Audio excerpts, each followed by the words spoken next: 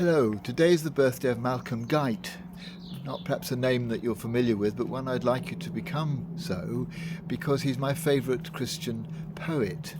I think it's pronounced Guite, Guite, and he's written a number of books of poetry. One of them, called David's Crown, he writes a poem based on each of the Psalms. And each poem is very of the same form. It has 5 sections of 3 lines each, with a very satisfying but not over obvious rhyming pattern.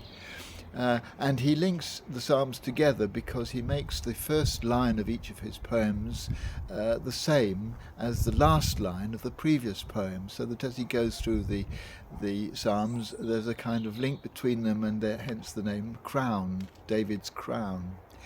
But he also written a book called The Sounds of the Season, Sounding the Seasons, and he writes a poem about each of the Christian festivals and some other important Sundays, one of which we'll hear in a moment. But here, these are all sonnets, and sonnets are one of his favourite poetic forms, again with a very clear structure. Sonnet, of course, 14 lines with a very determined rhyming pattern. I think this is what I like about him, is the way in which he follows these forms that he chooses for his poems with great self-discipline, and yet within that disciplined structure he seems to have the freedom to express some beautiful ideas, and comes up with some wonderful phrases, and I recommend him to you.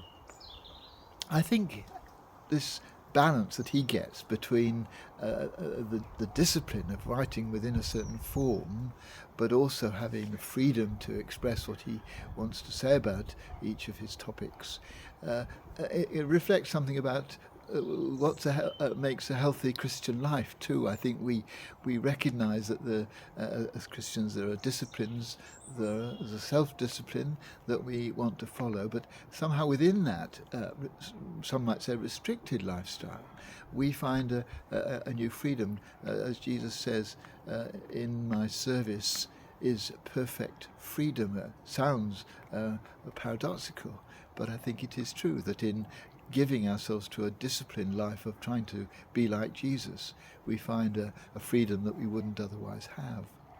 But today, on this Remembrance Sunday, I just want to give you an example of one of his poems, and this one is called, today's Remembrance Day, but this poem is called Remembrance Sunday. November pierces with its bleak remembrance of all the bitterness and waste of war. Our silence tries but fails to make a semblance of that lost peace they thought worth fighting for.